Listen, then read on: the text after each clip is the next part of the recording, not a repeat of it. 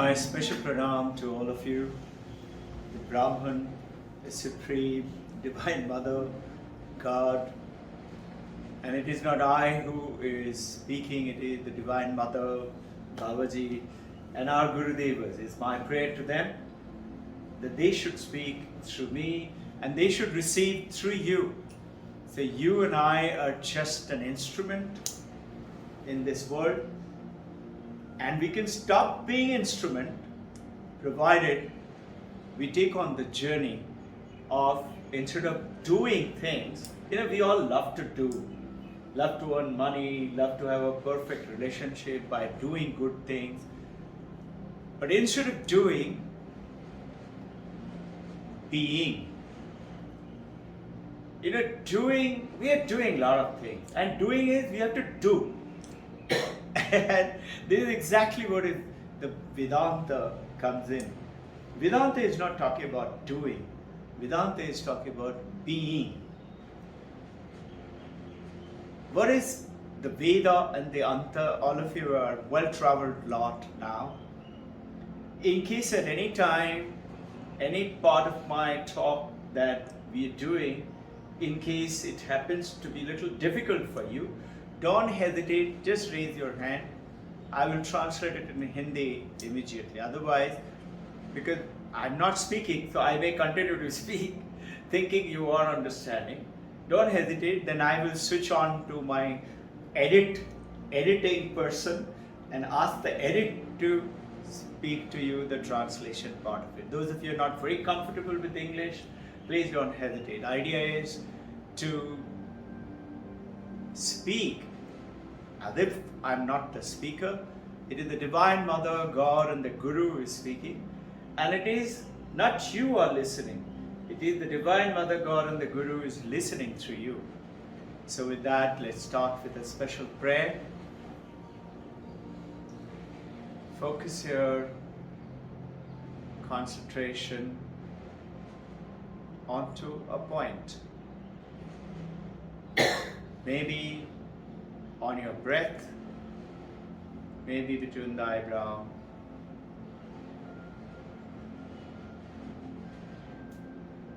My salutations. Om.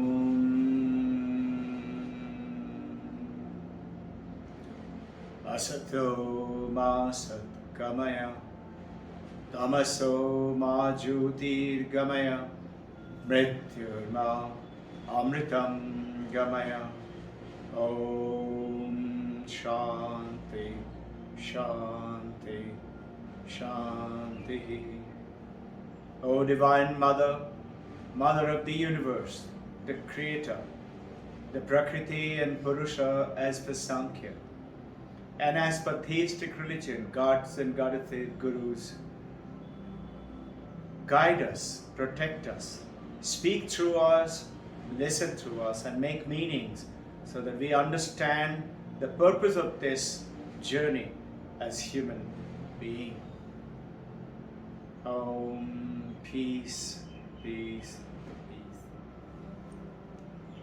We had the Guru Purnima just the other day, and it's so beautiful for all of you to make so much of sacrifices and coming down.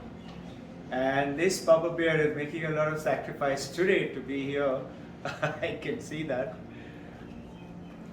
And you all did that sacrifice to come down to the Guru Purnima. The meanings of this journey.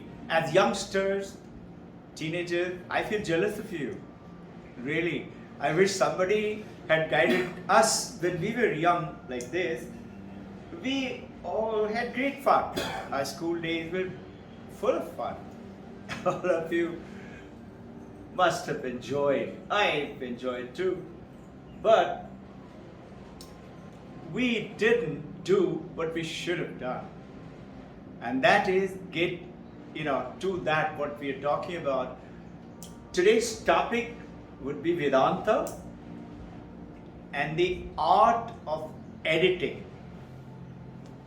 The art of editing. If you look carefully, we are all in a way we are editors. Editing, as you know, we write, and then there are types of editors. Good ones, not very good ones. The difference of the good one and not good one is the moment you say, I am editing, you bring in I, that ego, little ego. At the moment you say, God is doing it, Divine Mother is doing it, Guru is doing it, and if you're Vedantist, as Vedantists, we believe the Supreme Consciousness is doing it. As young champions who are creating your life ahead of you, always stay connected, know it, and want to know more by being that artist. What kind of artist? We have many kinds of artists. The primary artist, secondary artist.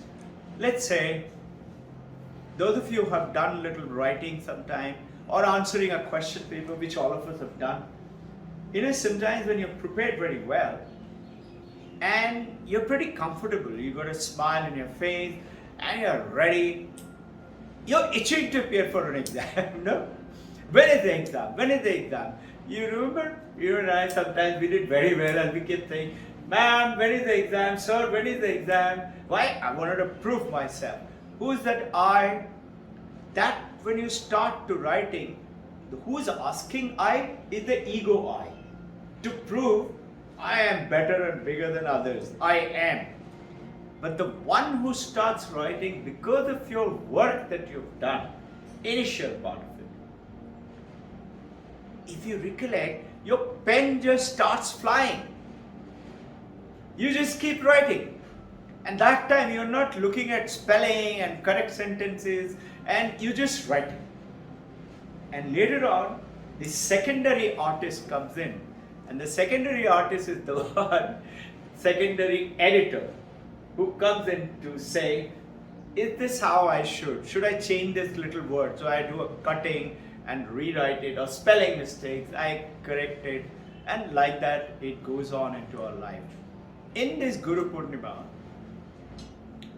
the Guru, which we talked about, the ancient time, thousands of years, you and I have been evolving ourselves. And we hold on to that rich heritage. But we forget, what is this Guru? And all of us, we have the Rishi Vyasa Purnima, Ashar Purnima. Those of you who were there, you heard, it will be reinforcement for those of you who were not. Rishi Vyasa is one of the greatest of the gurus of gurus. And the creation of this universe, as most of us believe, as a theistic religion, who created this universe? God created. And let's take on that instead of going into the Advaita. We will come back to the Advaita. God created the universe. So who was the God? Original, supreme. Have you noticed here? The Divine Mother, as an Advaitavadi, we should say the consciousness created. And where is the consciousness? It's within you. So who is God? You are God. This is what we're talking about in the Advaita. And you and I say, hey, okay, it sounds very cool. I am God. But it doesn't gel. If I'm God, then why do I have this suffering and sickness and thing? Why? It is because of this that we keep connecting and disconnecting. Why? Why disconnecting? Connecting is with wisdom, with knowledge. Disconnecting is with ignorance. The moment we say that disconnection takes off and we switch off from there. Now, what did the gurus do? How did the universe get created? As per theistic religion. Divine Mother created Brahma, Vishnu, Maheshwara. So you notice, Divine Mother, below is Brahma, Vishnu, Maheshwara. And as we are followers of Kriya Yoga, notice how beautifully this picture is amalgamated. It's Krishna is the God, no? So notice that Krishna is playing a very important role there, along with Brahma, Vishnu, Maheshwara. And just below is our Mahavatar Babaji. When you look at it, the Guru concept, who is this Guru? As per Guru Gita, Gu means in Sanskrit Andhakarastha, and Ru is Nirodhastha. The Guru is the one who Nirodha Andhakarastha, the one who removes the darkness from you and me and brings in light of the wisdom. Now, everybody wants to be Guru. So, have you realized that what is this Guru? Everybody wants to be Guru. Have you noticed? Everybody's got an opinion. Everybody wants to tell, do it like this, do it like that, don't take that medicine, take that medicine. We got a strong opinion. Sometimes when it happens and you feel like saying something, ask yourself, hey Robbin Ghosh, has somebody asked you for an opinion? If somebody hasn't asked you, why are you talking? If somebody wants you and say, hey Vijay sir, what's your opinion? Then Vijay sir should come up and give his opinion, certainly. Then Vijay sir is not speaking, the Divine Mother is speaking. And before you speak, Vijay sir or Robbin Ghosh or you or me, we should say, Divine Mother, you speak through me. And you will say, like the examination time, pen starts flying, writing time. I didn't know that I could write poetry. And today, I suddenly realized that there is a great poet within me. And everybody in my family, they're all saying, my God, in my office, my colleague, my friend, Sharadava, teachers, everybody. I too start appreciating that poet which was there within me, there is within you too. Writing. I suddenly realized that not this body, mind, Robbin Ghosh I, that supreme I which is within you and me, all of us have that same I, which is the same consciousness. Consciousness, by the way, is not separate as per Advaita Vedanta. Mind is, manas is, sharira is, that is, Thula Sharira is separate. Thula Sharira has got a gender, boy, girl, man, woman. Sukshma Sharira has got Mano, Buddha, Chitta, Ahankara. Mind, Buddhi, intellect, and Chitta is their memory and consciousness, and Ahankara, ego. It has got separate.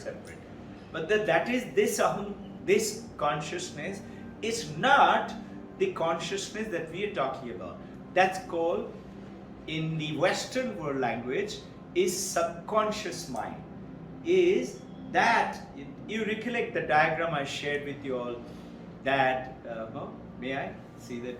I'll share with you again to reinforce that supreme consciousness is everywhere, only one. And it comes through the reflective consciousness, which is manas, which is mind, which is illuminated by the consciousness. If it is not, that means you are unconscious or you are in coma. If you are in coma or unconscious, you can't see, you can't hear, you cannot do, you cannot eat, you cannot listen, you cannot learn, you cannot play, you can't do anything if you are not connected by the consciousness. And this is the consciousness, is the sun, and this is the reflective consciousness, which is the mind, manas, getting charged up by the consciousness. This light of the consciousness is of the consciousness, but when it is lit up, the mind, it is not the same as the consciousness, though the light is same. How do I understand that? Very simple. Moonlight, this is the moon. Get the light from the sun. Have you noticed when we look at moon, We never say, what a beautiful sunlight today. You always say, how beautiful moonlight today. So you and I are in the illusion of the mind. My mind said so. Which one? Ego and buddhi. My intellect said so. I remember to write it. No, no, no. It this consciousness which is writing through you. It is through that. And which is mind is doing? Through the brain, which has got the memory, etc. The billions of neurons and 5 senses in the body. Mano, buddhi, chitta, ahankar. And mano, buddhi, kaya, it goes on to say, is dealing, bringing the world. This is what it means. The moment you and I were born, understand this, the moment you and I are born into this physical world, Mother gave birth to you and me. This world was born to us. 5 senses were born. Mind was born, brain was born.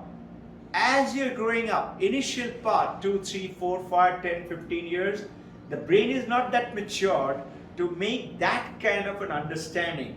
But the more data that comes in from the world and you keep feeding it to your brain, the brain gets more and more data.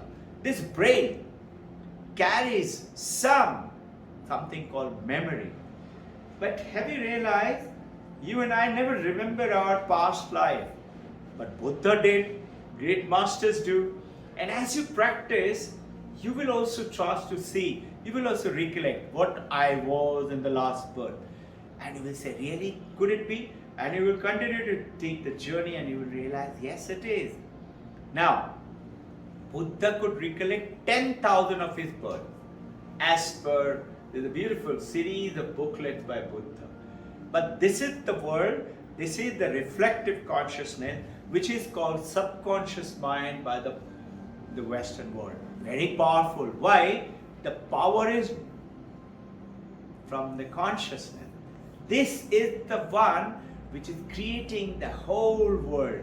And this is the one which is powering everybody's mind. One consciousness. One. But different mind, body, name, form, gender. Understanding this as a Vedantist now, as we go along with that. Now, Guru is telling you, let's say a matchbox. A matchbox has the power to create fire. Can create fire, can burn anything. No? Notice, somebody has to take the matchbox and take the matchstick and strike it. That striking is to light up the potential from within you. And that's what the Gurus were. Now, many types of Guru. Jnana Guru, as per ancient Shastra, is our mother and the father. As we are born, the mother and the father brings meaning to the world to us. And they give it the Jnana. Then comes Shiksha Guru. That's our teachers, our professor, who brings you and me and takes you to complicated mathematics or English or language or foreign or computer science or the business world or whatever it is. And then comes Diksha Guru. This Diksha Guru is the one who initiates you to create that primary artist, primary editor, and secondary editor. The primary editor is the one, primary artist is the one who's doing that painting. How? You're just doing it because you feel like doing something, feel like knitting something, feel like creating something. I felt like. Who told you? Who gave you that feeling? Suddenly one day you felt like, can I write a poem? And let's try. And it suddenly said, wow, hey, this is looking very good. Why don't I continue? And then you will see, you get that guidance from primary, inside. Pen is flying, brush is flying, going on. So Guru is actually the instrument through who you are getting. Rishi Vyasa, Ashar Purnima. Actually, if you look at it, the universe was created by the Divine Mother, Brahma, Vishnu, Maheshwara. How? Vishnu, as per the Vishnu Puran, created the universe by dreaming about it. Look at you and me. When we go off to sleep, we create in our dream a different world. We are also doing like Vishnu. But when you wake up, if a tiger was chasing you, you say, oh, it was a dream. If you were eating a pizza and you liked it and you had one more pizza and you bought one more pizza, if you wake up and you say, oh, I wanted to eat that pizza, let me go back to dream and eat it again. It won't happen. Whereas, as per the Puranas, the Vishnu Puran, what he did, notice, he created Brahma through his navel. Brahma was groggy as he came in, as per the Puranas. Who wrote it and all that? I'll just cut to it. Brahma was groggy. He didn't know where he was. What is this all about? And then he realized, he got the message from Vishnu. You have to create this world. He said, create this world? I don't know what this world is about. So he kept meditating. And then he realized he needs a partner. So as per this Puranas and the stories, to make the complex Vedanta for a simple person like you and me, or those who are not very well educated, through stories, given the more complex world of understanding of this creation, spirituality, religion, etc. Brahma thought about a partner, and he thought about white-clad, white figure, Veena, speak very less, always cheerful, smiling, and joyful. And then he opened his eyes and he found it's exactly like Mother Saraswati standing and sitting on top of a Rajhams and smiling. And he blessed her that you will be the one who will be the power of Vak, speech. And I don't know if you all know, ancient time, Rig Veda is talking about one of the topmost rishis, where a lady in Rig Veda is talking about a name, her name is Vak. Vak is speech. And she is the one who went ahead and made great meanings. Even in Rig Veda it is mentioned today. And she is the one who is to contest with the so-called male rishis and is to defeat often. And this Vak is so-called as the Mother Saraswati to birth as a human being. Now, this creation from Brahma, Mother Saraswati, in the holy consort, created Rishi Vashishta, who is supposed to be son of Brahma. Now is the Devas form now. They are great rishis like God. Rishi Vashishta created Shakti. Shakti created Parashar. And Parashar created Rishi Vyasa. Rishi Vyasa, created all the 4 Vedas. He compiled them by creation, meaning he didn't write them. He compiled them. Compilation is getting the knowledges from various sources and putting them together. Before that, it was Smriti and Smriti. Smriti is memory and Shruti is through listening. And this is where it comes on.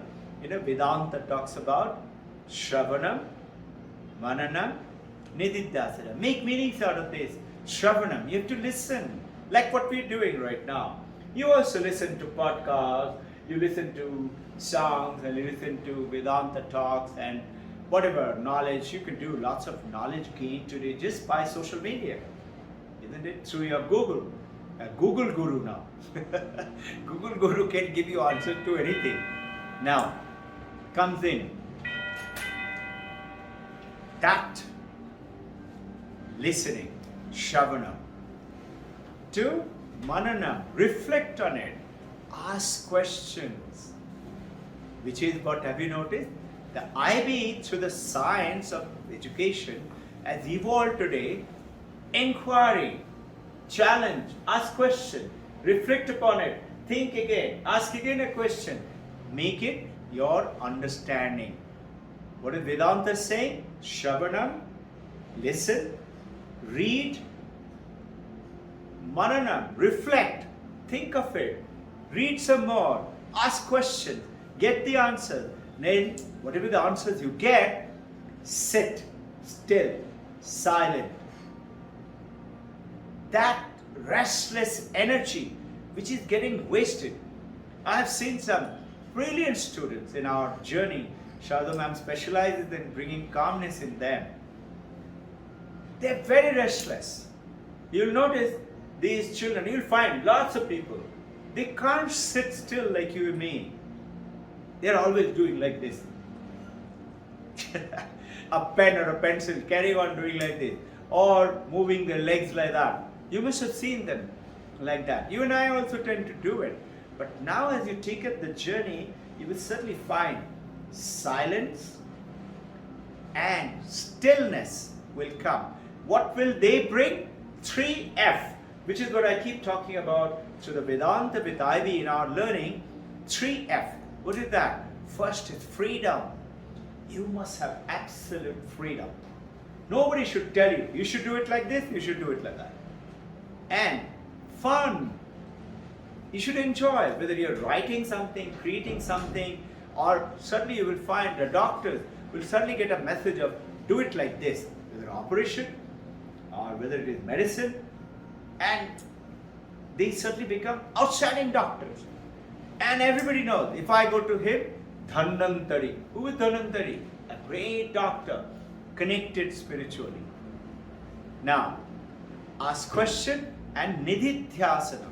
Shravanam, mananam, nididhyasanam. What is that? Sitting silent, sitting still. Make that understanding permanent, firmly. It is so.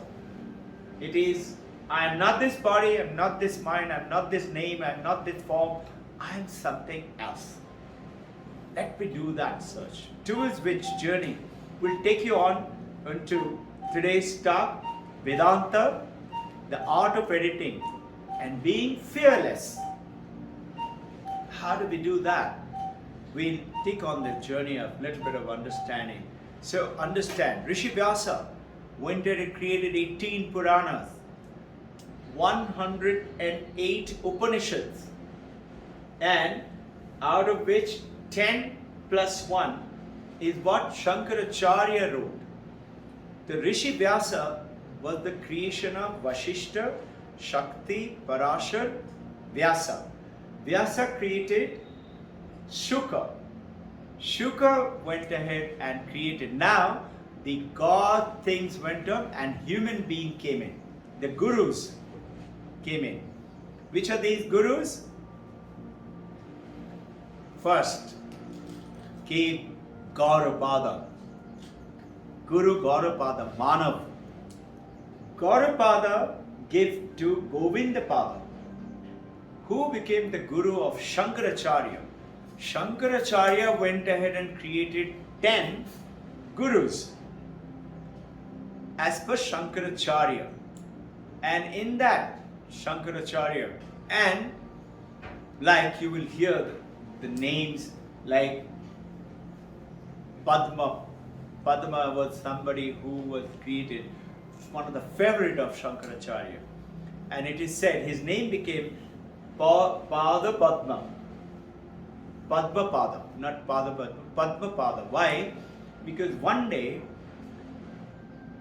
he was, Shankaracharya was a great enlightened master.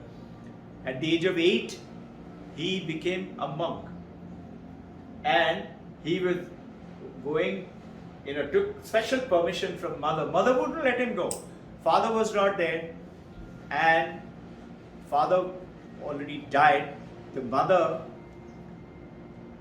was asked, father and mother was asked for Shankaracharya. It's the background of little bit of Shankaracharya. what kind of a son do you want? They were very old, but they got a message from Shiva. You're going to get, because they were praying to Shiva for a son. You and I might think, does the prayers work? And you will come to realize, it does work. Only thing, you and I don't realize it. That we want sometimes something and it doesn't happen. Hey, you and I are also doing it as parent, as grandparent. Sometimes our sons ask us for something. Prayer always works. Sometimes it is not answered with a yes. It is answered with a no. But that we don't realize. But you do it as a father or a grandfather, no? Sometimes when your son, grandson ask you for something, you know it is not good for their evolution. So you don't give it to them. You say, I did it for their good. It doesn't mean you are their enemy. You love them. The God also loves us. When you know that and when you pray, you will see, you will know that my prayers will always be answered. And somebody is listening. This is now theistic religion. How do you combine it with Advaita? Advaita is also, when I tell you through the meditation, get on to that world where you are the light. We'll practice again and again and again. You are the light, and plant the seed of your thought. That seed needs the right ambience. What is that ambience? Purity, truth. With that ethical life, not, you will not find a guru who's not ethical. And they might, but soon enough they will dwindle and fall. Now,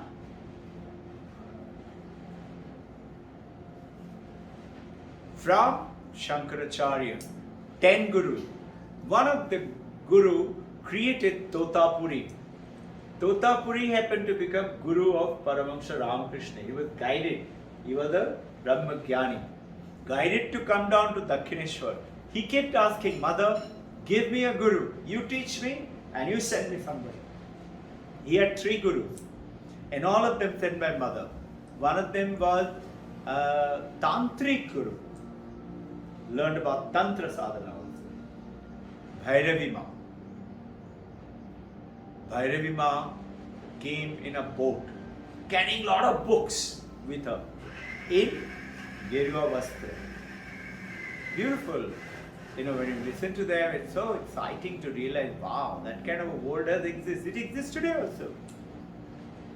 And Paramahansa Ramakrishna was sitting and Hriday, and they were at that, we were looking at the Ganges, and the boat came into those who have been to Dakshineshwar, you will see that it is right in front of Ramakrishna Paramahansa's room. He saw this lady get down. He told, Ritu, mother has sent my teacher. Go, catch her. He said, how can I go and catch her? She's a sannyasini. He said, go and ask her. Don't worry, go and ask her. So Hriday goes, nephew of Ramakrishna, goes and says, Mother, my uncle is calling you. Kaka is calling you. She immediately said, come. I've come for him only. And she becomes his guru. Like that, you will find you will get connected. Paramahansa Ramakrishna says, one day he was walking down the river Ganga and he found one rat snake has caught a big bullfrog. The bullfrog is too big for the rat. But Green has caught it. Now the rat can't swallow it, the rat snake. Rat snakes are also pretty big. I've seen rat snake as big as 10-12 feet. Not very thick. Biggest will be thickness of my hand. I see quite a few of them. I used to go around in the jungle. This rat snake couldn't swallow it. The frog is carrying on croaking. Frog is in pain. Rat snake is also in pain. Both are suffering. So Paramahansa Ramakrishna immediately said that is like a guru and a disciple who is not adept guru. An inadept guru. Inadept guru doesn't know how to do that. So he's also struggling and disciple is also struggling. So he said, before you choose your guru, ask your Divine Mother. Ask again and again. Check up within yourself. Atma Param Guru. Your mind will guide you will tell you, awaken that Guru from within you, and you will find you will get connected. Otherwise, you cannot listen. It says, like, how did I get drawn to Vedanta? I didn't know anything about Vedanta. Long time ago, I suddenly got guided to Swami Vivekananda. Whole family is very fond of Vivekananda, Ramakrishna, Holy Mother. We used to go play around there. There's a beautiful lawn in Belur Mart. We used to eat our picnic lunch. Mother used to cook and carry it there. We used to have great fun. But for the fun's sake, we used to go. We used to go and sit down also inside. But very restless, thinking about when is the lunch, when we go out. And then suddenly while reading one, it happened when I was in the Air Force. Operation China, Pakistan war going on, 1962 and 1971. In 71 time, we were almost 24 days underground operation room. And after 24 days, we were not allowed to go anywhere. You're just flying, coming back, resting there, everything there. And we were allowed. Little cool down, you can go down and change and have a shower and come back 2 hours time. I went home. My mother kept on telling me when to taking initiation with Ramakrishna Mission. And I kept saying, not now.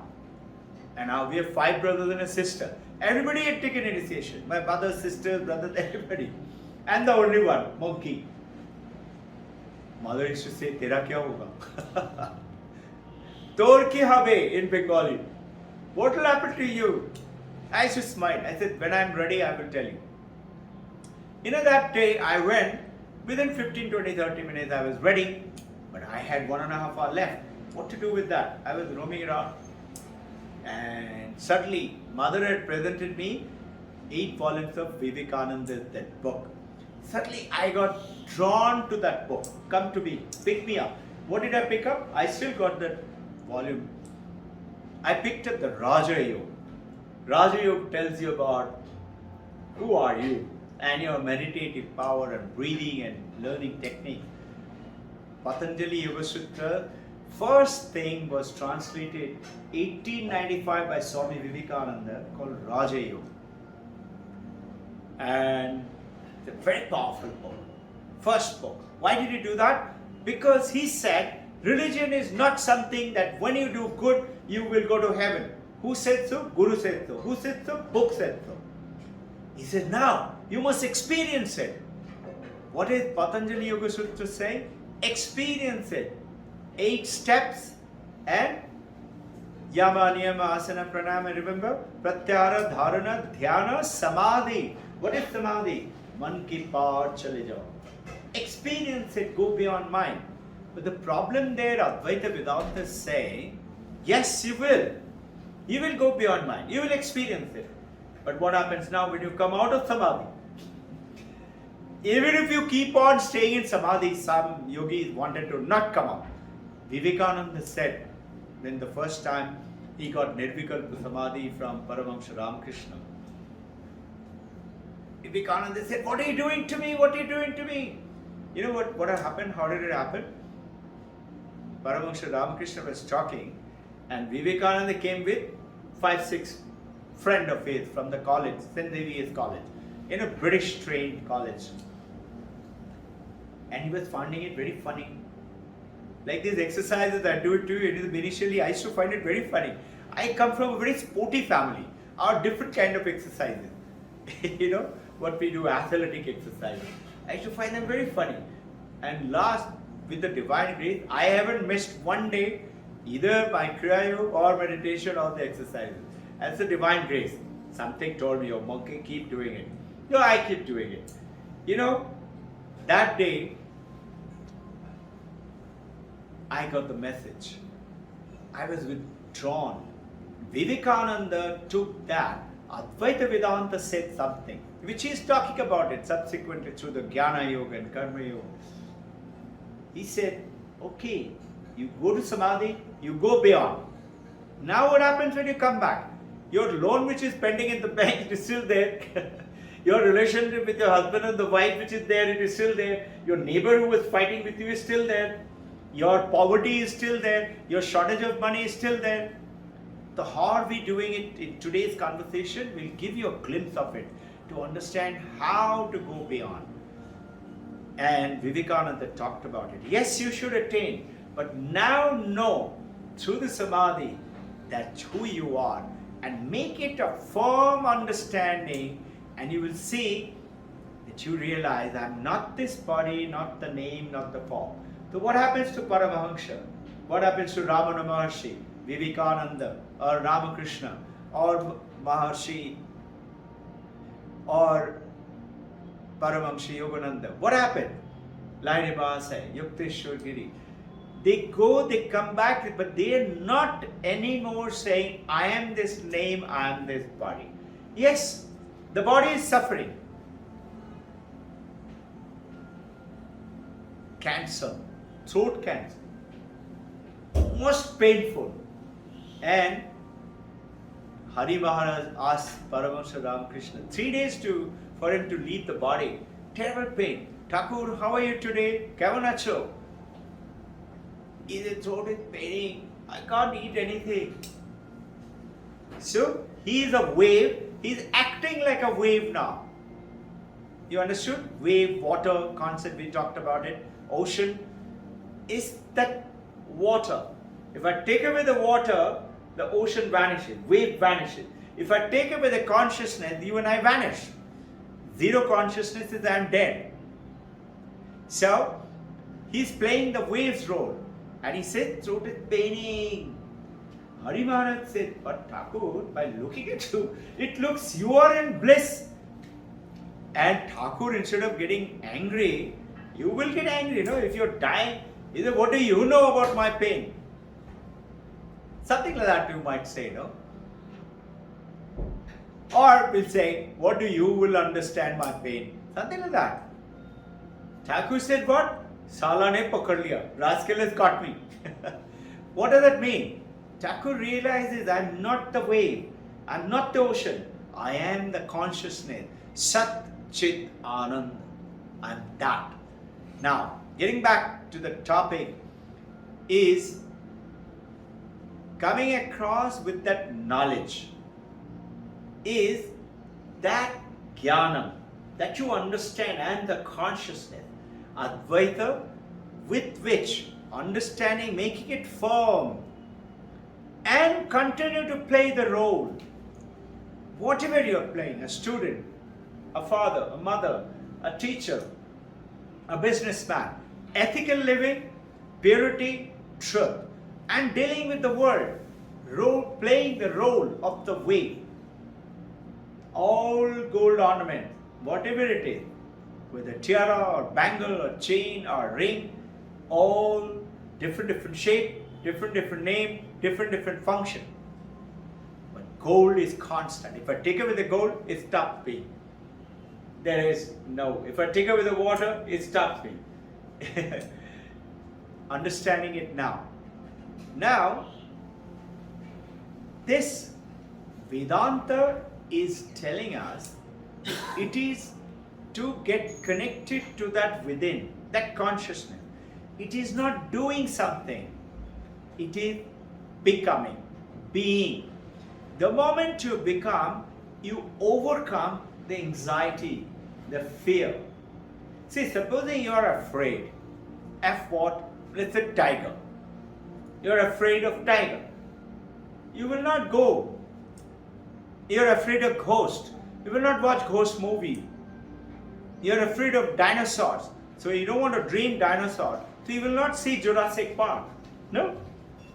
You will not see those horrid movies which comes up with the terrible thing and they're showing drinking blood and vampires and all.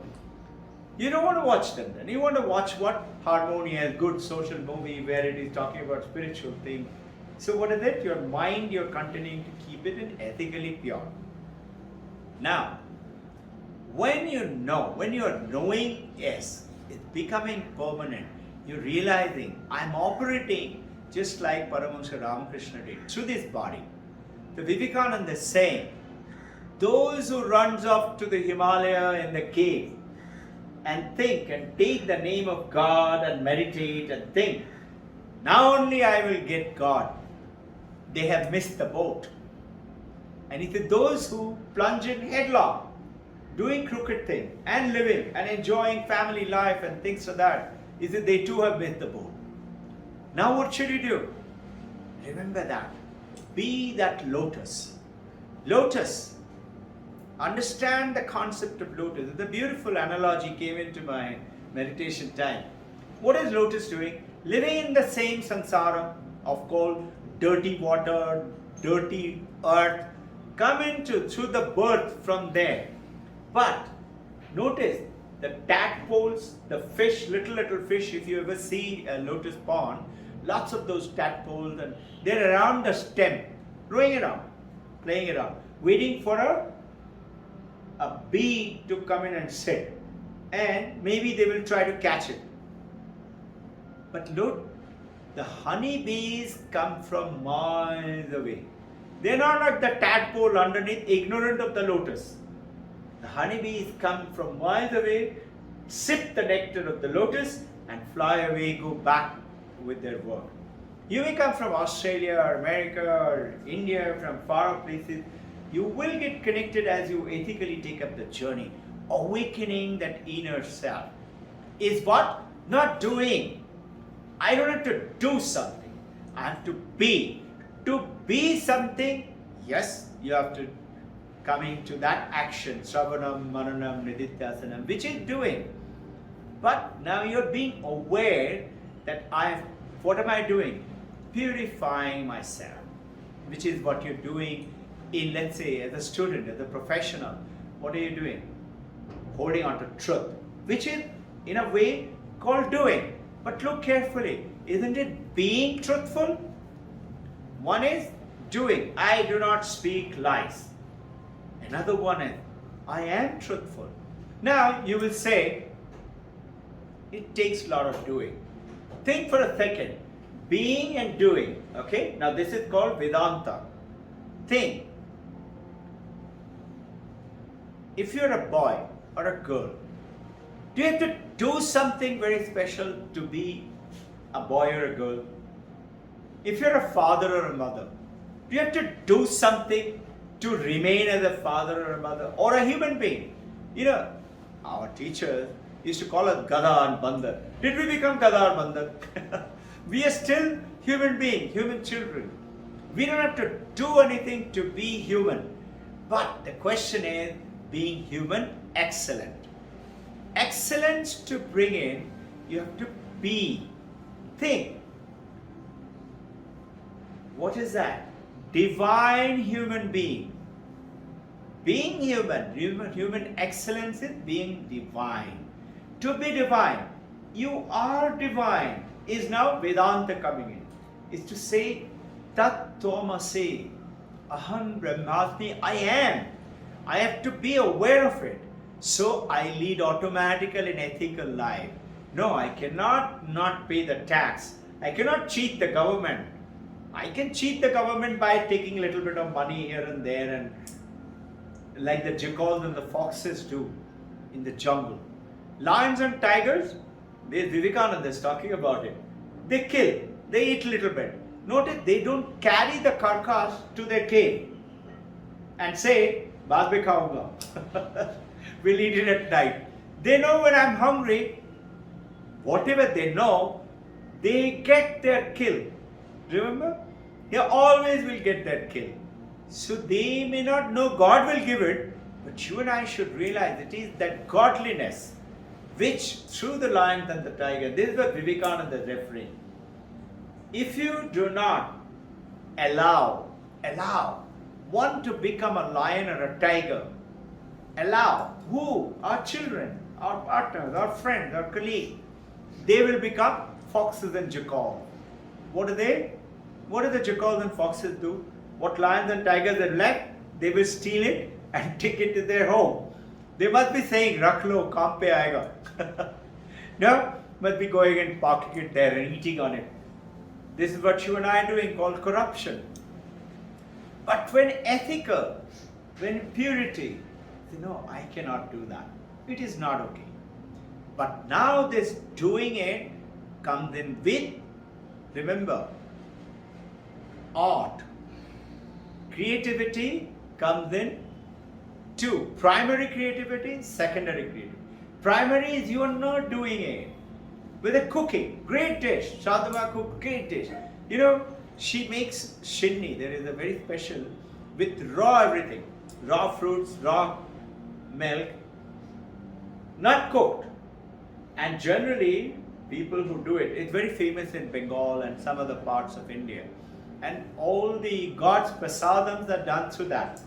And when she first wanted to learn, their relatives in my family, they said, you cannot do it because you don't understand it. She told me later, just watch, I will do it. And you know what? Today when she does it, she keeps taking mother's name when she is doing it. And we send it to Ramakrishna Mission Sardamar. And when we go there and they say, that shinni, which is called shinni, it's so good. And they had it after 10-12 hours. You know, she makes it at 4:35, 5:30 in the morning.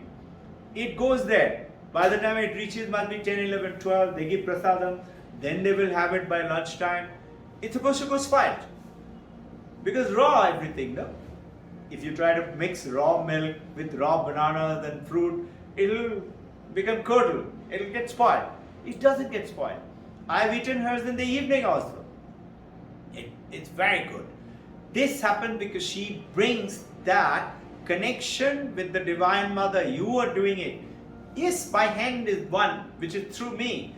Who's created that art? The artist, through his hand. But who is creating? The primary artist. So you say, I'm not the doer. You are the doer. You are doing it. Whatever you do, your business, your transaction, ethically with purity. As a student, ethically with purity. And call upon, get connected through the practices. Every day morning, every day evening, 2 times a day. 15 minutes a day, start off with that. Slowly increase it to about an hour a day. This hour a day, you know, most people say, let's hurry up. Oh, I have to catch that flight or I have to catch that. No. Wake up early. And you will be amazed to see. Once it'll start happening to you to make your conviction. You will know, I am not the moonlight. I am the sun's light through the moon. I am the consciousness through the body and the mind. Illuminating the world. Bringing in this message. You know, it was in Bangalore. We had gone for the first IB workshop. Now there was a Urna madam. She was the principal then. And she had come down with her husband and daughter to accompany me. Husband just came along and we attended that function. The day of the departure, our flight was at 8:30 and the flight 8:30 at Bangalore airport. We generally check. We generally leave approximately 2.5, 3 hours before. So we left like that from our hotel, which was in MG Road. Those who are familiar with Bangalore, it's quite very nice place, good hotel, simple hotel. We stayed there, and from there, when I was leaving, that receptionist who cleared my bill, he said, "Sir, you better hurry up." I said, "Why?" He said, "Sir, the entire road is flooded. Bangalore, you must have heard about the water flood." Yeah, that was around 2004 or so. I said, "Why?" He said, "Sir, entire Bangalore is flooded. All the roads are blocked. Flight is happening." I said, "You're a monkey. Why didn't you tell me before? We would have left early." "Sir, you better hurry up." I said, okay. Let's go quickly. So we went. We had organized a car guy who came and picked us up. And we started off. Usual MG Road is the shortest route to the airport. As we came out of the hotel, it's all flooded. The driver said, "Sir, we can't go through this." I said, "Then what should we do?" Now, Urna madam's husband, He was to leave that night, flight to Malaysia back. He had come down from Malaysia for a holiday. He said, sir, I'm going to miss my flight. I said, hey, relax, don't worry. We'll catch the flight. How so?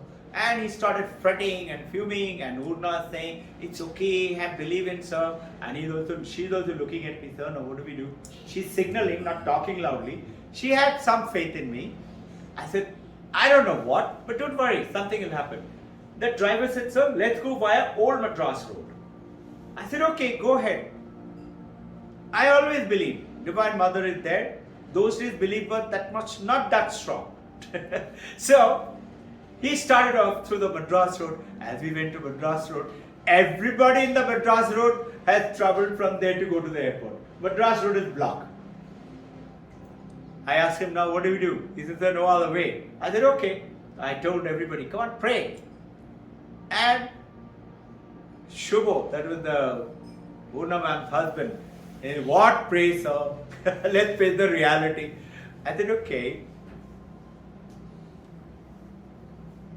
You know something, after about 45 minutes or so, suddenly the road got cleared. Right? 8:20 was our flight. It's supposed to be 2 hours before, those days at least 45 minutes before. And 8:20, we reached 8:10 or something. And we were flying by Kingfisher. You know those days Kingfisher, yellow and orange dress. And they were all standing in a row. As soon as I came, that guy came and said, Kingfisher? I said, yeah. Don't worry, sir, your flight is delayed. I said, really? What is the time? Sir, you got a lot of time, 11:30. You know what? We had so much of time. We went at coffee, breakfast. Then Urna said, sir, what about our teachers? We should carry some gift. So we went to that Bangalore Emporium in the airport. We bought, perfume, sandalwood and agarbatti for everybody. And Kushini came in. How did it happen? Shiva was smiling now. Always know that it's the water, it's the consciousness, being aware, and play the role, whatever you're doing, to strengthen it, to make your prayers work. No, sometimes it may not work. Like I'll tell you, Vijay and our very special travelers that you will have been, Yogesh and you, Sunil and Usha, you all know, there was somebody who used to come from Bombay all the way almost every Sunday. Raja, Jayanti and Total. Now Total during the COVID time, he was one of the first victims, very badly attacked. And we all prayed. And he was supposed to have been, as per him, he should have been dead on 22nd of that April. And we kept praying. It went on to change and change and change and went on till almost end of May. And then of course he had to. Why? Because he was suffering in his body, had become so badly perforated his lung. If he had lived, mother would have had more trouble by keeping him with painful existence. It is better that he leaves that body. After all, Toton is not that body. He is something else. So last evening only, while coming back from Mumbai, we went to their home and met them, and I could see all over their house. And that monkey Toton is telling me, now that my body is not there, you come to my house. I went for the first time. Sharada and I went to their home. And I said, yeah, this is the right time to come. Earlier he had called me many times. I could never go down because this time we said, no, we must go. So both of us went down and carried some little fruits and things like that. So understand that prayer may have a no for an answer, but that's also good for you. And it is always answered, and mostly yes. And depends on the equation between yes and no. It depends on your purity. You are the doer. You are the one. How much is your pure? And your purity will make it more. And you will see, somewhere you will not pray. You will know that this is necessary. You will say, okay, somebody will come and tell you, "Sir, please pray for my son, he's got high fever." I used to say, "Why aren't you praying?" "Sir, my prayer don't work." "Why?" No, sir, your prayer works." I said, "Not true, your prayer worked too." I said, "By the way, do you know, I was also in your position one time when I used to think my prayer doesn't work. But I didn't give up. I continued. Today I know if I ask something, it will happen. I have no doubt. It will happen. Supposing it doesn't happen. It doesn't mean mother is bad, God is bad. It just means it shouldn't be so because it is good for the universe. You know, there is one yogi. He was traveling in a boat and huge storm came and the boat is tossing and turning, and the yogic power is not that consciousness power, but he is using yogic power to tantric. And he told the boatman, "Don't worry, this storm will stop." The storm stopped at that place. The boat people got saved. It was a very great act. But see, that action has to be because of the cause. And it says that storm went and drowned somebody else from 100 miles away. Lots of people died there. This may take place, which is not correct. And this is where you will find some people who utilize this wrong thing.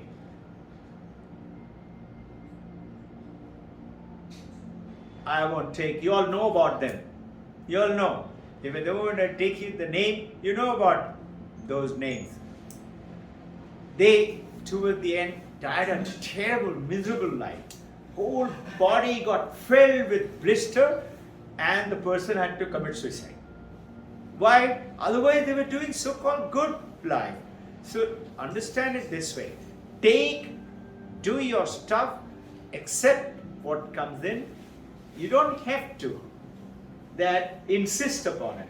Pray and know that it will work. And if it doesn't, it's okay. Just like my mother. Mother doesn't give me my iPhone 13, my mother doesn't love me. Mother still loves me. But maybe it is not the right time for me to get. Maybe mother will find a right time to give it to me. This mother is the divine mother or biological mother.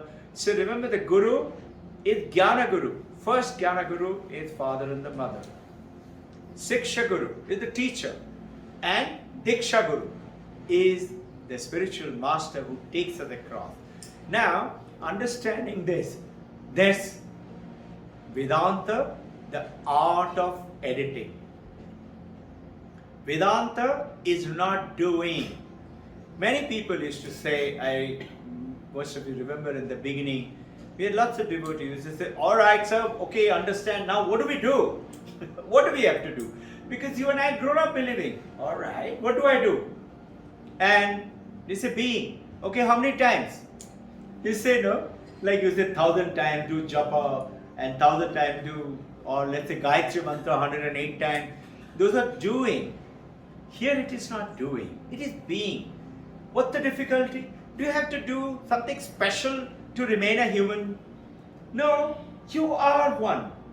What do you have to do to become excellent? You are. Only thing you have to become aware, become conscious.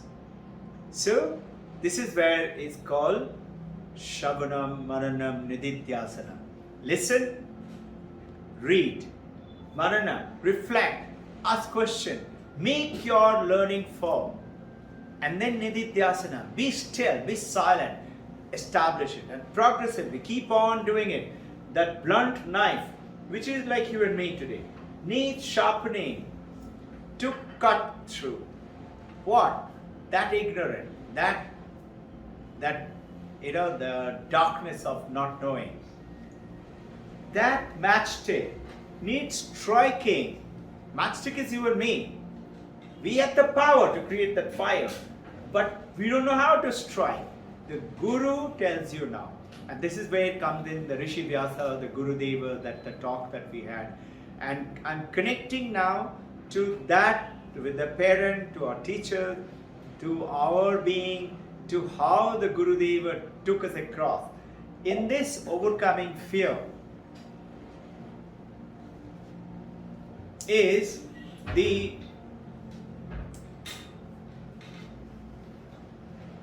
if you are honest with yourself, and Vedanta is talking about finding out who you are. You know, who am I? You hear this talk, keeps on.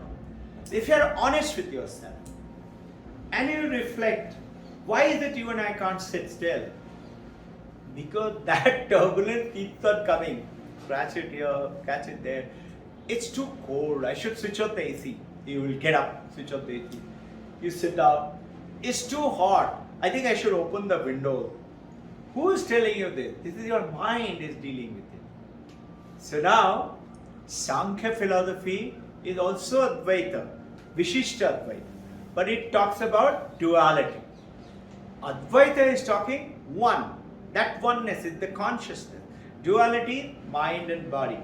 Or you and me. Or God and me. Dua. In this two. Sankhya philosophy is talking about it here. They listen. You have to do that. So, Advaita is saying, no, you are one. He said, listen. Alright, you are one. Then tell me something. That means you are consciousness. You are enlightened.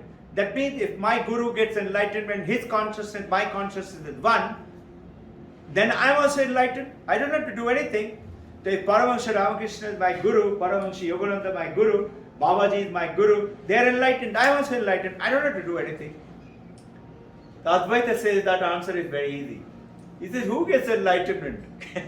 Not the consciousness. Consciousness is always enlightened. Who gets enlightenment? The mind gets the enlightenment. Man ke paar chale jao. You have to go beyond the mind. To what? To the consciousness. And know that I am operating with my mind, body and form, but that is not the, I must make it pure. Yes, I should continue to do it. They say, okay, alright. So supposing consciousness is one, the Sankhya philosophy is the argument. So, once you get enlightened, everybody is enlightened. That is shot down. He said, now, what happens if I die? If I die, then I die. My consciousness died. That I attained Brahma Sattva, I became Brahma Jnani. It is dead. Advaita saying, answer is very simple. What dies? If the body dies, the body is dead, body is gone. The body is not got enlightened. Body happens to encase, which is through which the mind, Mano, Buddhi, Chitta, Ahankar is the Sukshma Sharira. Body is Thula Sharira. This is body, and all of us have an aura. You notice that picture. Why do I keep this the main picture? Look all around. That's the Sukshma Sharira. And you will find this light within you. And when we practice through that, when you do that Omkar meditation, you are listening to what? That Omkar from within. After that, you're listening and then see yourself. That Omkar is lighting up my entire body. Through where? Omkar is not just on top of my head or on my forehead. It's everywhere. And its light is everywhere, like that. And that light is me. That is Chaitanya. Aham Brahmasmi. I am that light. I'm not this body, I'm not the mind. I'm continuing with this. The moment you start to understand it, and now when you come out, you have come out from Samadhi, let's say. But I haven't attained Samadhi. You will. Yes, you have to continue to work. Vedanta is saying, recording in progress. If you do, you will continue, you will attain. You will. In this life alone. This is what is our prayer. Many of you think, why this life alone? Why do you want to die just like that? All of us can pray and continue to be that. And when something that needs to be done, it's got a limit. It's got a beginning, it's got an end. The moment doing is over, it's finished. And doing has got a beginning. But being has no beginning, no end. You are. The moment you realize, notice the difference now in the process. And the who am I does not need to change now. I am a human being, and now I am performing towards being an excellent human being, which is what? Divinity, the divine being within me. Sounds difficult, maybe yes. So what? There are so many things. Let's say you are earning today at the age of 30, 35, 40, 45. How much of work have you done for years together to get a degree and a PhD and then maybe a Harvard University specialization? Let's say you become a software engineer, you become a doctor, you become a specialist straight away? No. The other day I met who was fellow to one of the top gynec surgeon in Asia Pacific. We happen to know both of them. And this fellow, I happened to call him up. His name is Saurabh, Dr. Saurabh. He said, "Sir, I'm not in Pune anymore." I said, "Oh, wow, where are you?" He said, "I'm in Nasik now. That's my hometown." I said, "Yeah, what are you doing?" "Sir, I have become a full-fledged now. My fellowship is finished. I have now started practicing." How much of effort has he done? 6 years he was with this surgeon, working in Dinanath Hospital. Before that, he's done his MBBS. Before that, he's done his specialization. How many years? He must be 35, 38 years of age. Effort. What about you and me? Little bit of effort. An hour a day, morning, evening, 2 hours a day. Do 15 minutes morning, 15 minutes evening. Start. I don't know meditation. Yes, I know that. So what? You can start. Think. You and I don't know what is human excellence. But we can start, no? Being kind, loving, caring, truthful, being honest. To who? To my husband, to my wife, to my parent, to my children, to my staff, my supporters. Looking at each one of them. God exists within them. I am not touching this. I am not touching a computer. What do? I come back from office or school and take off my clothes and throw it around and wearing my clothes, and mommy going and picking up the clothes. Beta, don't throw it like that. Yes, mama, but I still keep throwing it. I take off my shoes and chappal and I kick it in one side. No. That jhadu which you're using, God is in them too. Holy Mother Sharada was sitting in a courtyard in Jairambati. And there is a lady who is to come, is to sweep. And she threw the broomstick, finished sweeping, and just chucked it like that. She called her, "What did you do?" She went back and picked it up and put it nicely onto the side. He says, God is in that too. You and I see a little piece of paper. We say, that's not me. Or you eating in the car, let's say McDonald's. Finish eating, you ball it up and throw it outside. Hey, God is in that too. You should put it somewhere where we keep giving candies in the school, Shraddha ma'am taught all of them. After you finish eating candy, where you put the paper? So they said, "Sir, ma'am, everybody throwing the paper." So she taught them, go and pick up those paper and put it into the dustbin. God is in that too. So now what happens? You're becoming a very person with, that cleanliness, which is essence of cleanliness. And if you look carefully, Patanjali Yoga Sutra is talking about yama or niyama, the first principle. It needs to be done. Then only you will go. So living with that purity of the life. Now,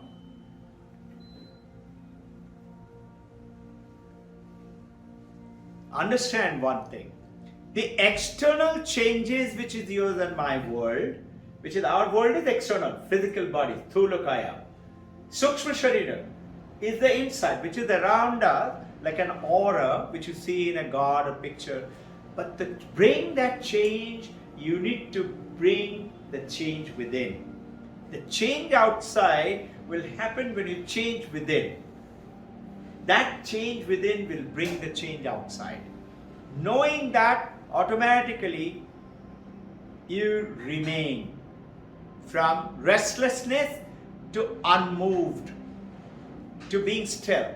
Something will say, something is itching. You say, I'm not going to itch. I'm going to be still. You'll be surprised something will happen. And it started happening to me. I said, wow. You know what? Suddenly you'll find a coolness, a feeling of like that will come. And you forget your knee pain and the body is existing. It's the same body, same knee, same Robbin Ghosh. But suddenly you will realize, wow, I'm not moving at all. Mind is saying, hey monkey, you're not moving. Have you realized it? It will happen to you. Now, it is not just speculation. It is not just word. It is walking what our masters, gurus have said. And this walking the talk, modern language, you keep hearing it in the management today. Thousands of years, masters have said it, and they have fulfilled it. You know, you read about them. Today, if you want to learn Ayurveda or operating, you have to go study it, learn it, practice it, do it, then only you become, no? You don't go and start doing experiment with plants and flowers and roots and say, I'm becoming an Ayurvedic doctor. You got a book, you read them, you got a doctor who is going to train you as a teacher, and then you also develop your own. Same thing with everything else that you're proceeding today. In this, that infinite being, which is within you and me, you realize that infinite being is that consciousness which is in everything, everyone. It's the same light. Think. This light is illuminating everyone here. Now when you leave this room and go away, does the light stay stuck with you and go away? No. Light remains here. Now supposing I put out one more light. That one more light is making the room maybe brighter. But it is still the same light which is enhancing, which is your journey. You are increasing the power of luminosity, which is called 100 watt to 200 watt to 1000 watt and things like that. It is not changing the lightness. It is neither sticking. Once you all go away, light will remain. Once my body goes away, my consciousness, I will remain. Sukshma Sharira, in which, based on my karma, when I die, my body will be buried or burnt based on my custom and creation. But my Sukshma Sharira, that Mano Buddhi Chitta Ahankar, forms a little bubble and finds, as per my karma, again and again, as per Vedanta, birth, except for two religions. Every other religion believes there is a life after birth. So what do you say? Let's say, Qayamat Day, Islam talks about, you go to heaven and Allah will take care of you, or God will take care of you, or Jesus Christ says there is heaven, God in the heaven, Son of God is waiting to receive you.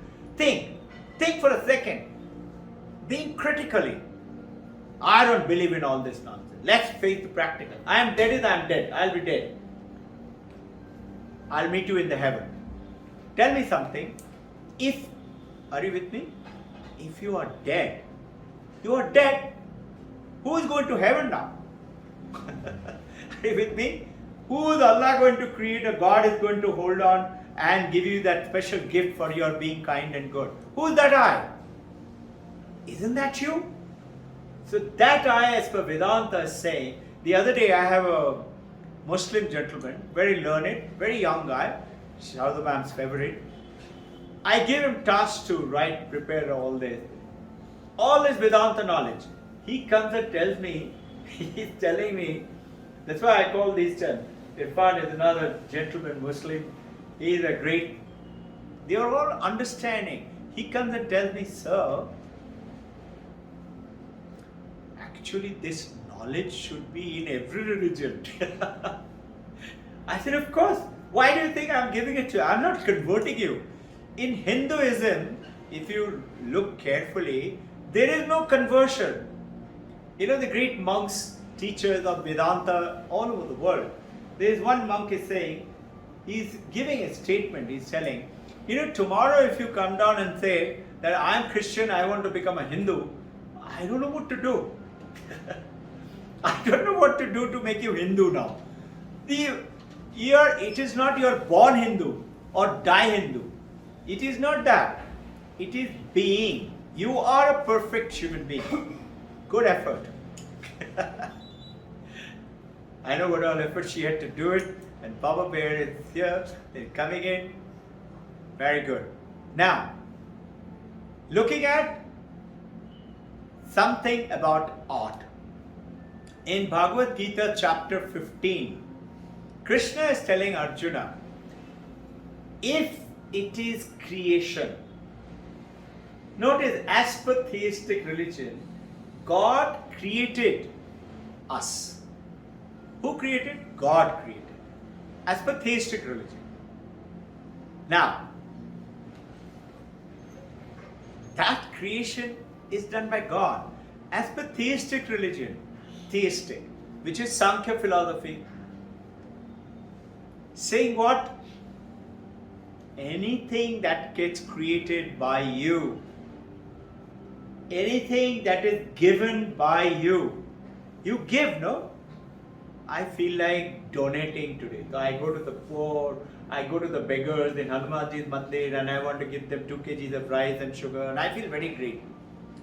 Correct. That feeling great is because something nice within you is getting elevated, which gives you that good feeling. And you feel like doing it more.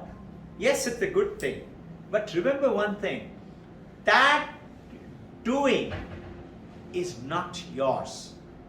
It's the Divine Mother, God and the Guru. You and I, an Amazon.com delivery guy. We are just delivering. I am not the speaker, nor are you the listener. If the Divine Mother, God, and the consciousness is listening through you, making your understanding permanent. Why? Because you and I are supposed to change. You and I must have done great work as per Vedanta. Until and unless you've done great work, purity in your past life, you cannot listen to Vedanta. You will not come across Vedanta. There are lots of people who don't understand. I keep asking new parents, you say, what is Vedanta? I said, yeah, you must have heard the name. He said, yes. I said, what is it? Don't know. I tell them, you can recognize your national flag? They said, yes. I said, can you recognize your national pillar, Ashok Stamba? They said, yes. I said, what is written on it? They look at each other. Don't remember. Most, 95-96% don't remember. I said, why? Do you know why? Because we were made to learn everything by mugging up, which was the British method. What did they do? See, they wanted to write off that ancient India's richness. How?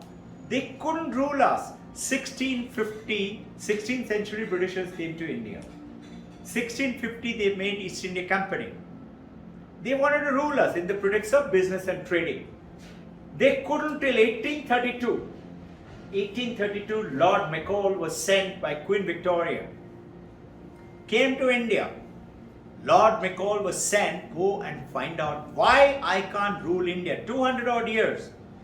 They're robbing India, taking away lakhs and lakhs. I remember my history, social study, we used to read lakhs and lakhs of elephant, camels and donkeys were laden with this jewelry and gold and diamond and taken out of a country in a ship laden by the Britishers and the French and the Portuguese and the Russians, took it out of our country. And yet, notice India is shooting ahead today. Because that richness, yes, it's a material, but the material wealth came from non-material and which cannot be taken away. Once you know that richness within, nobody can steal you. So this is why it is said, Vidya is the richest jnanam that you can get. It cannot be taken away from your sons and daughters or you once you pick it up, once you practice it, and once you make it your own. You cannot take it away from you. It is yours. And that's called Vedanta, human excellence. So, that creation, in the theistic religion, Ramanujam, is one creation and one creator is working through us. What is Advaita saying? Advaita Shankaracharya is saying, sure it is, but who is the creator? You say God is the creator. He says, who is God? And then when you're doing it and understanding it, who is that? It is that Aham Brahmasmi which is coming in. I am that divinity. Getting connected is that journey. The moment you do that, now what happens? You realize I am the gold. You realize I actually am the water. I'm playing the role of the wave, playing the role of the ocean or the river or the pond. That dirty puddle on the road,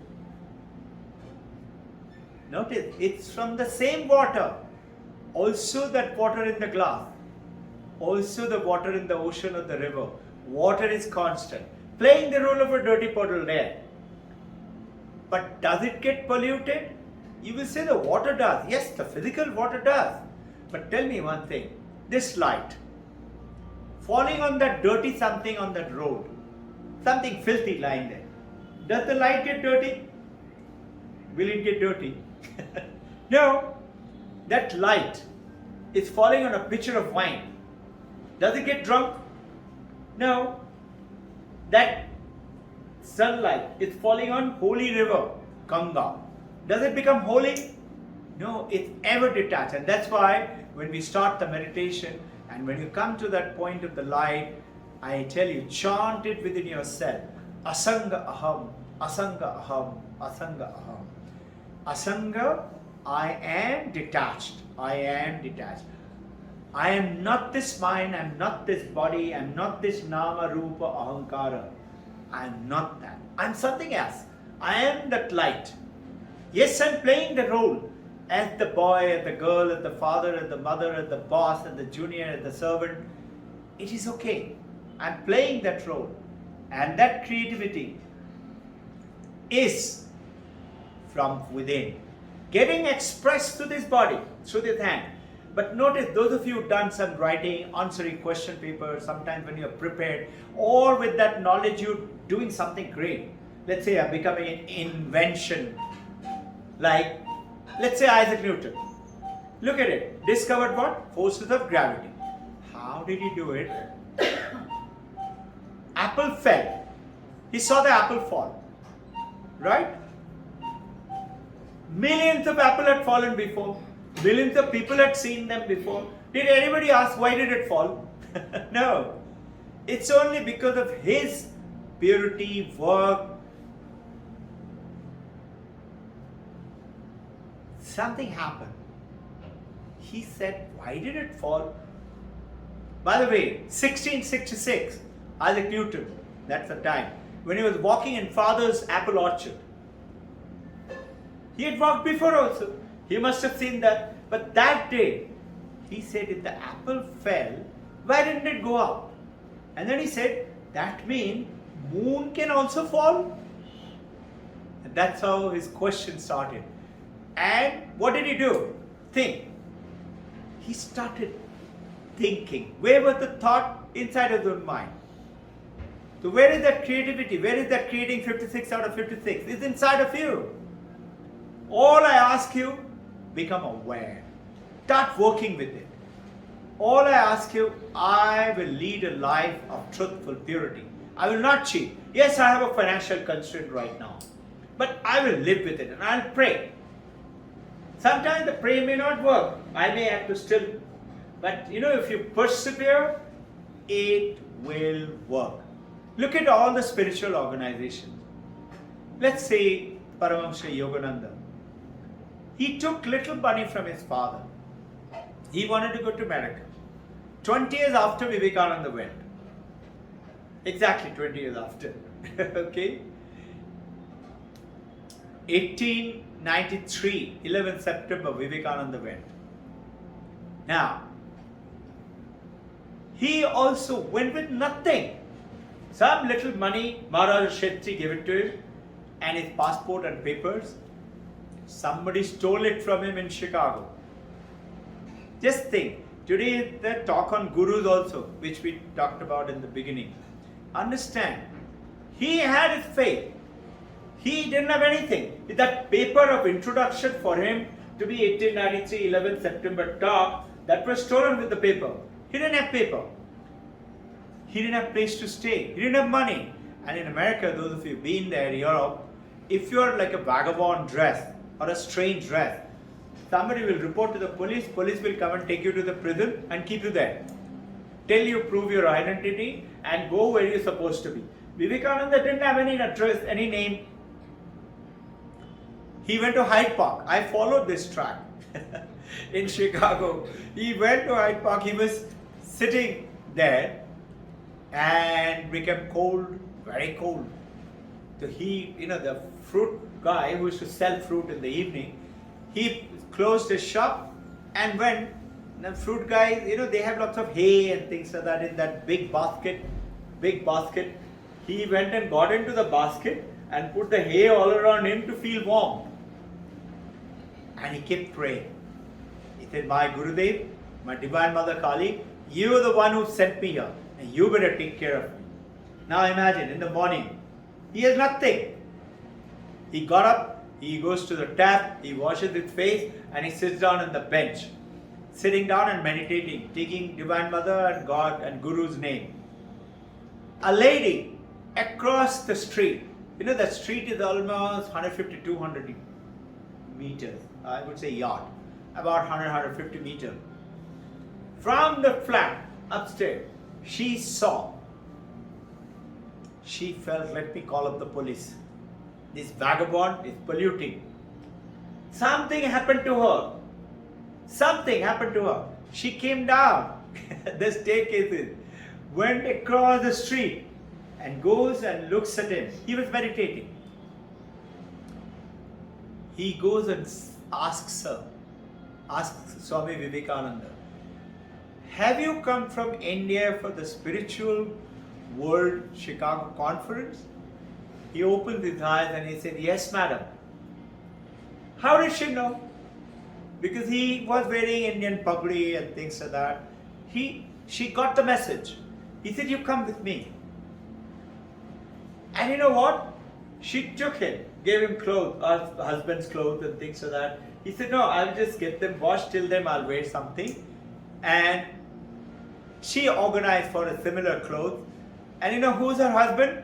Was the president of the Chicago World Conference organization. Just see how you get connected.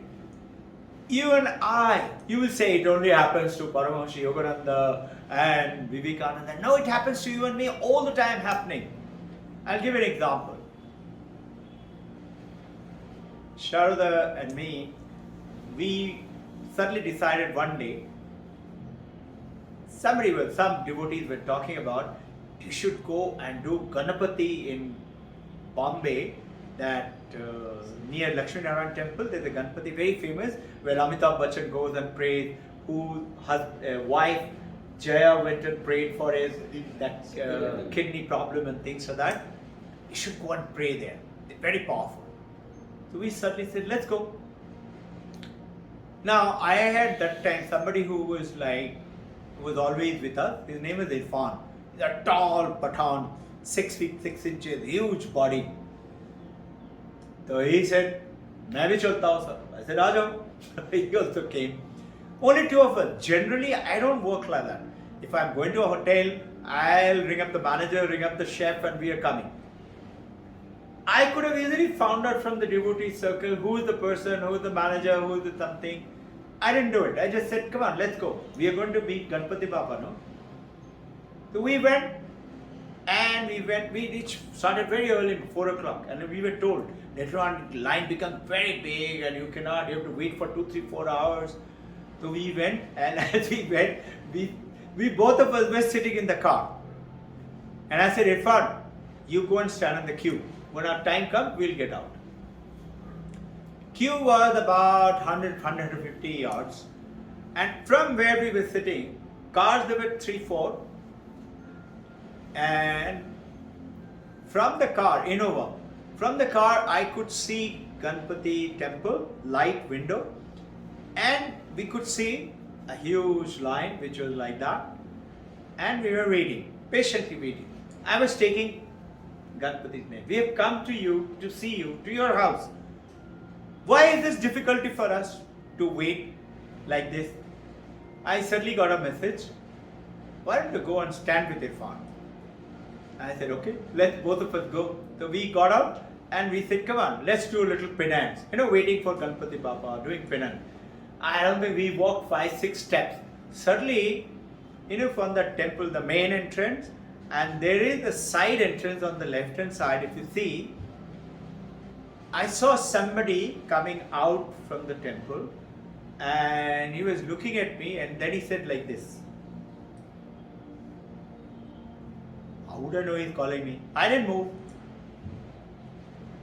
I just moved my eyesight away, and I was just looking, and I was thinking, Bappa, what is this? I've come to meet you.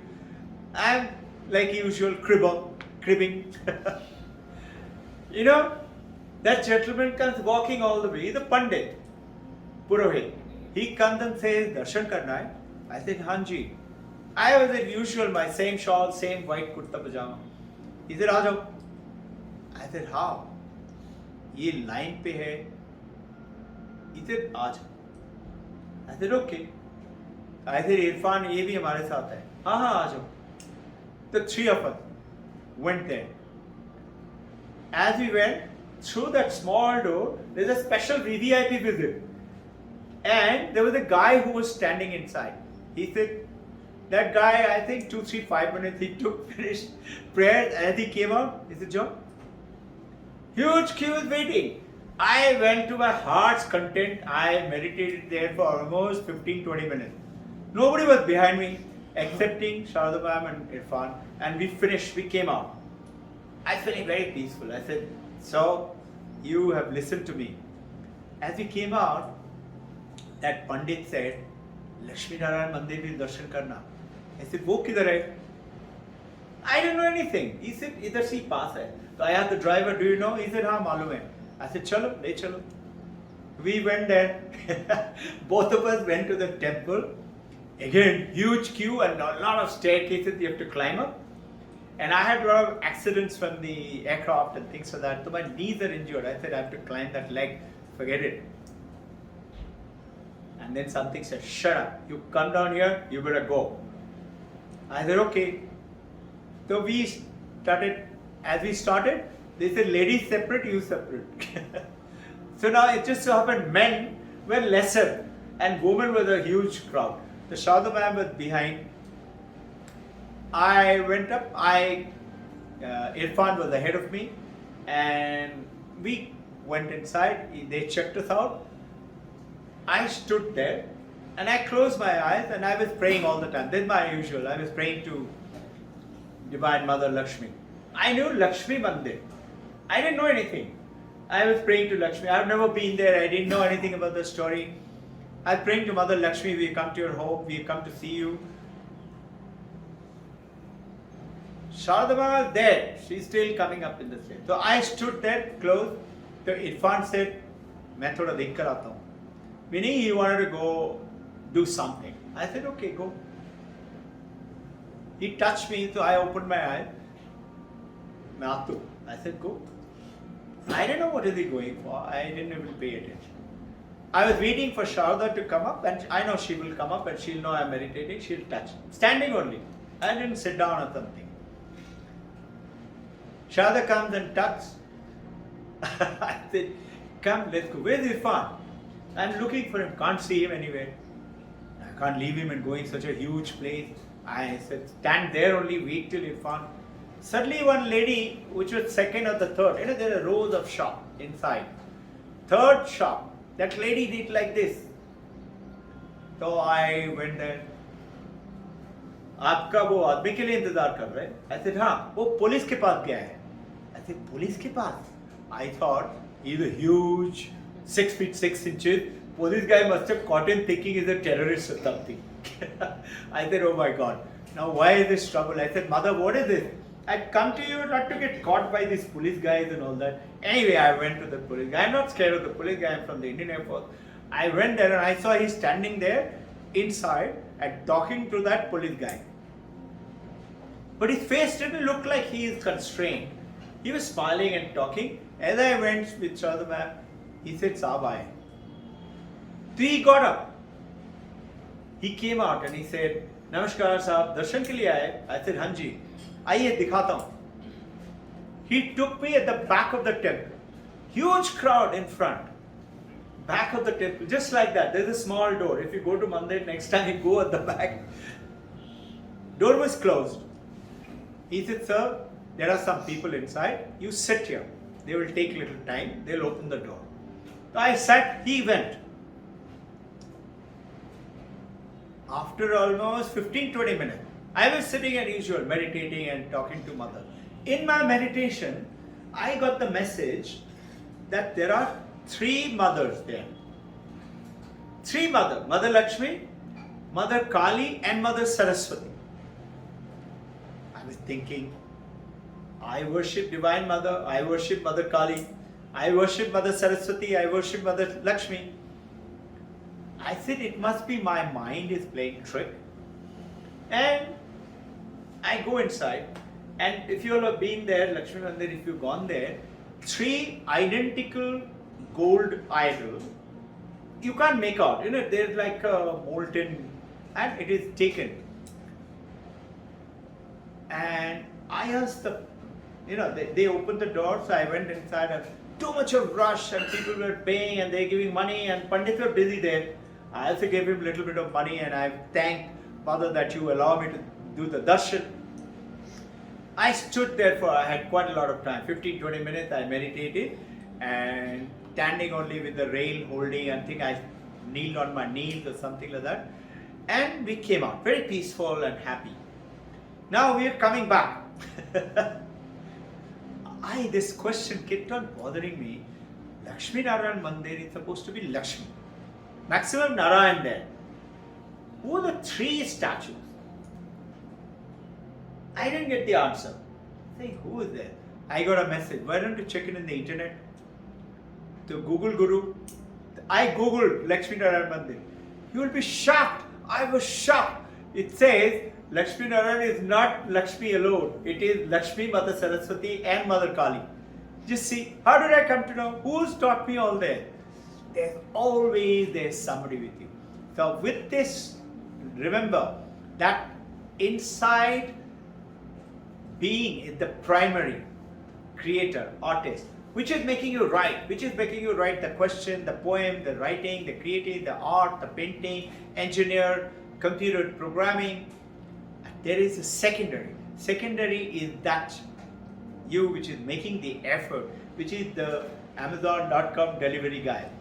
Now, in the editing, I talked about Vedanta, the art of editing. In Vedanta, we talked about being and doing, right? It's not doing, it's not we have to do something.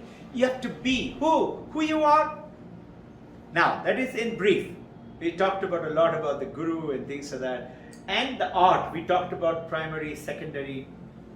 And now, this thing, in the edit, those of you who've done some editing, all of you have done some editing in your life. Somebody's junior's letter, or your sons and daughters helping, or you yourself, your student, the editing your own paper, checking it, rechecking it. Editing, there is a golden rule. That golden rule comes from thousands of years in editing. And it goes on to say, understand it, keep what you can, change what you must.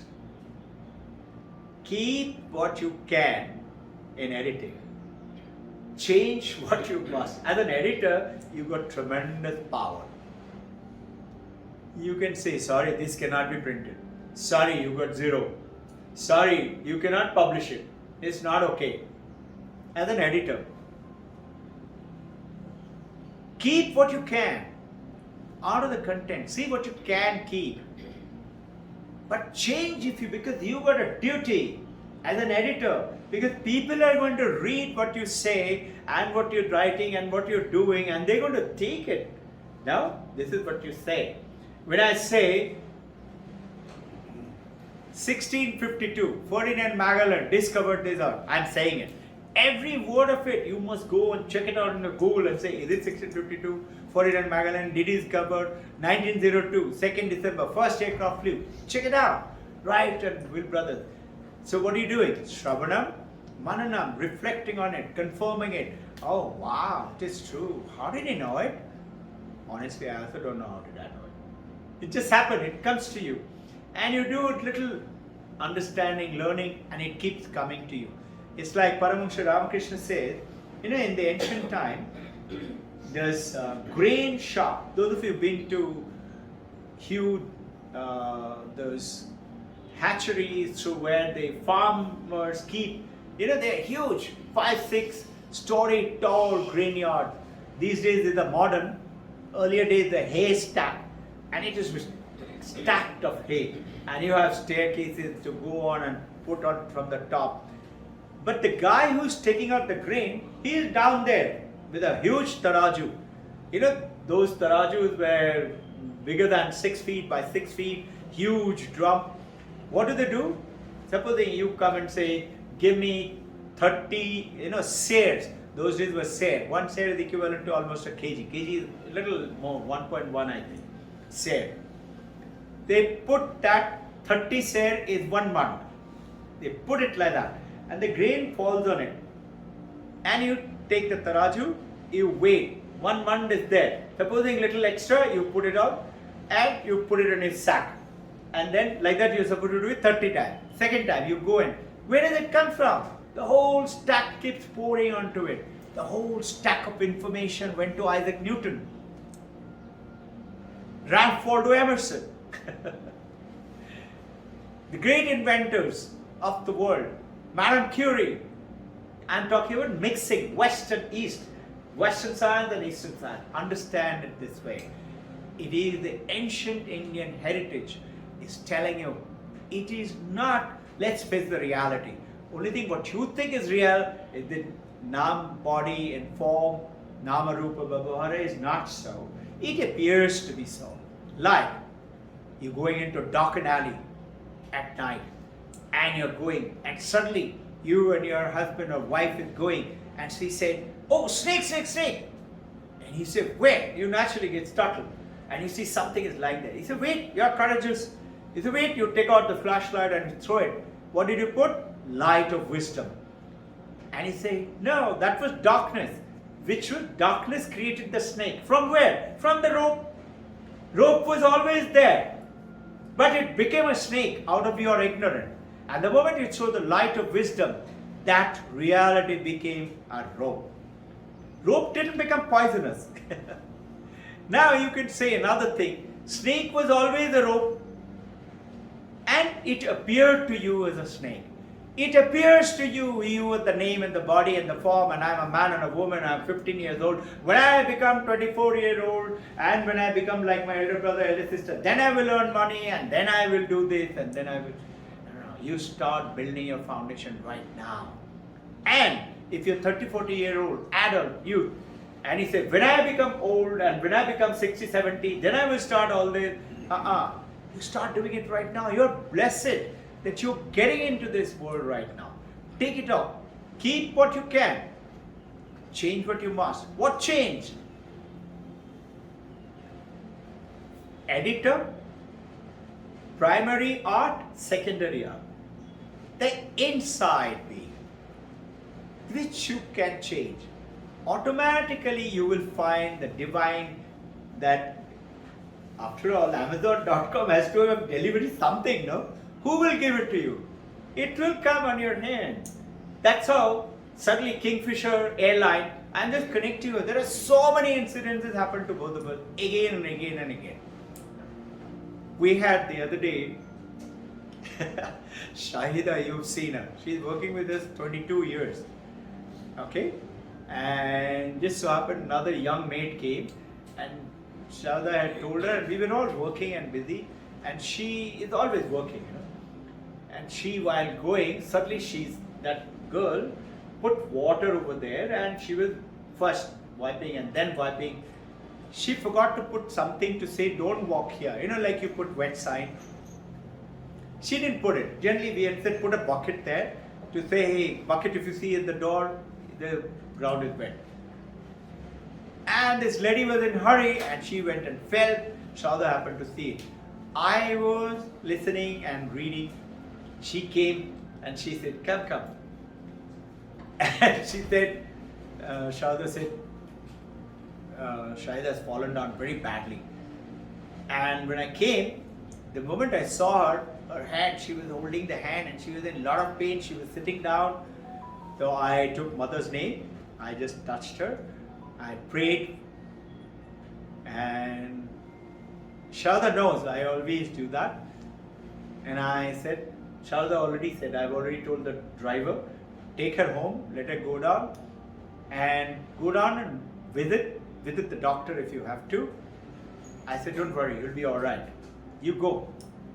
Take rest. Shauda told her, don't come till Monday because maybe. And then she got the message that she's gone to do an x-ray and the x-ray says it's not a fracture. So I just smiled.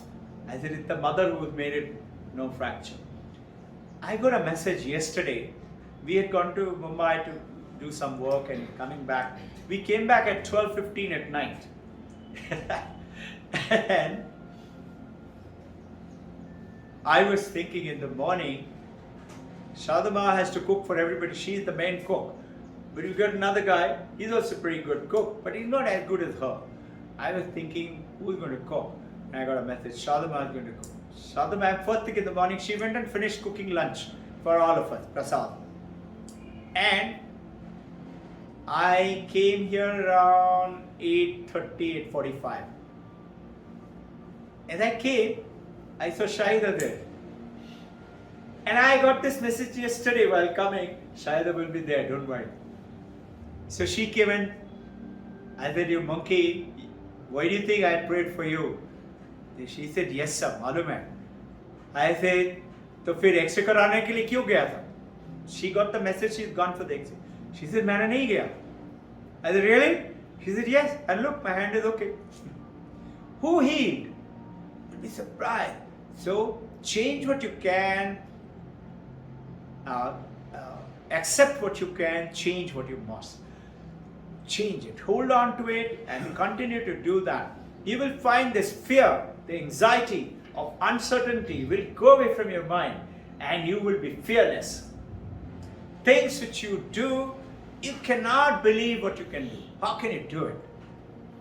Like a monkey, I used to do things. Those days I didn't know all these things. But something used to tell me, it's okay, go ahead and do it. I used to go ahead and do it. And if there is a book which my sister has written, that book is talking about my life. She gave it to Shauda and me on my birthday on 25th of June. She's written all those things. When I'm reading it, and I say, actually, really, when I look at it, and if I tell you, I don't want to tell because these monkeys are there, young guys, they will try to go and try it. When it comes, you will be told by the right person to do that. Let's start doing some exercises today. Jai Guru.